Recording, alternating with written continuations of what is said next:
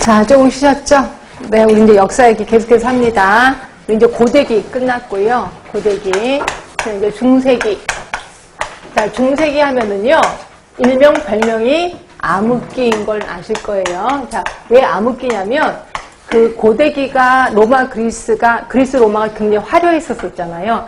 화려해서 결국 망했단 말이에요. 근데 그리스 로마가 왜 화려했냐면 우리는 이제 하루 3끼를 먹잖아요. 근데 그때 노예들은 하루 한 끼밖에 안 먹었고 그러면 그 위에 귀족 계급은 그냥 끼라는 게 없다면서요. 3끼 이게 아니라 그냥 수시로 먹었다면서요. 그래서 옛날 영화 보면 야시시한 옷을 입고 옆으로 누워있으면서 계속 닭다리 뜯고 막 이러잖아요. 그러니까 아침부터 계속해서 먹는 거예요. 먹다 보니까 이제 목까지 차겠죠. 그러니까 힘들 거 아니에요. 그럼 나가서 이렇게 토하고 다시 토하니까 얼마나 기운이 빠져요. 다시 누워서 힘들어. 그래서 또 먹는 거예요. 그래서 걔네는 끼라는 게 없고 수시로 먹었다 이렇게 보시면 돼요. 그러니까 이렇게 화려해서 결국 망하게 되는 게 로마 쪽이에요. 그러니까 이러다 보니까 중세기 사람들은 저렇게 화려하면 망한다라는 걸 알게 돼요. 그러면서 나는 화려하지 말아야지라고 금욕주의가 나오기 시작합니다. 금욕주의.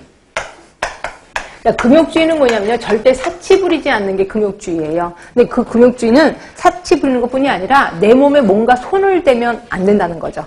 결국 목욕도 해도 안 돼. 세수를 해도 안 돼. 그치? 그러니까 그걸 금욕주의고 당연히 섹스 같은 것도 당연히 안 하는 거죠.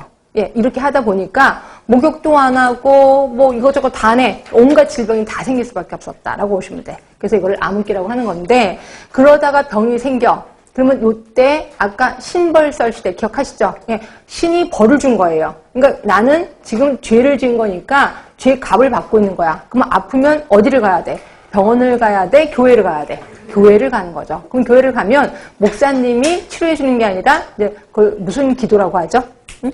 그 무슨 기도라고 하던데? 응?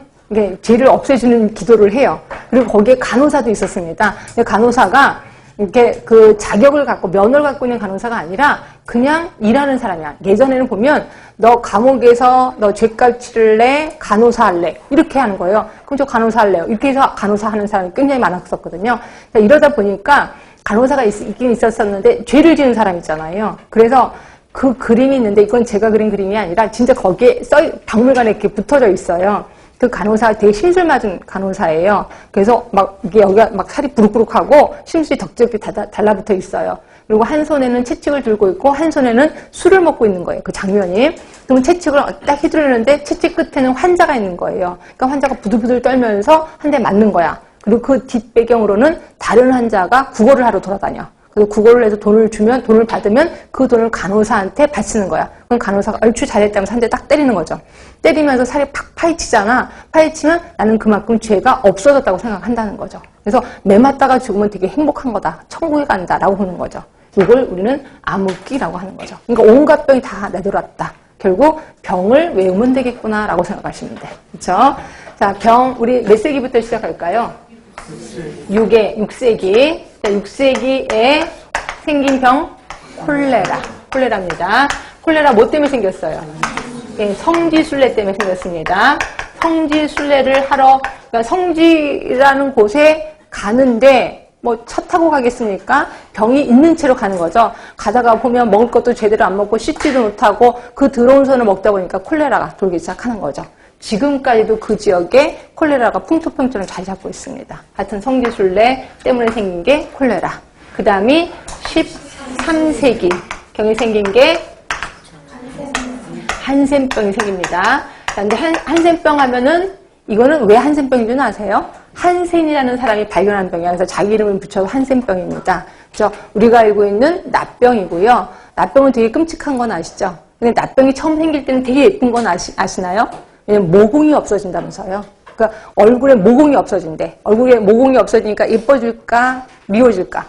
예뻐지죠. 얼굴이 반질반질해지잖아요. 그래서 유난히 내 얼굴이 예쁘다. 그러다가 요게 한 몇 개월 지나면 눈썹이 빠지기 시작한답니다. 눈썹이 빠지고 그 다음에 이제 점점 모든 것이 다 뭉그러지는 거죠. 그래서 모든 살이 다 떨어져 나가는 거지. 그러다 보니까 굉장히 흉하겠죠.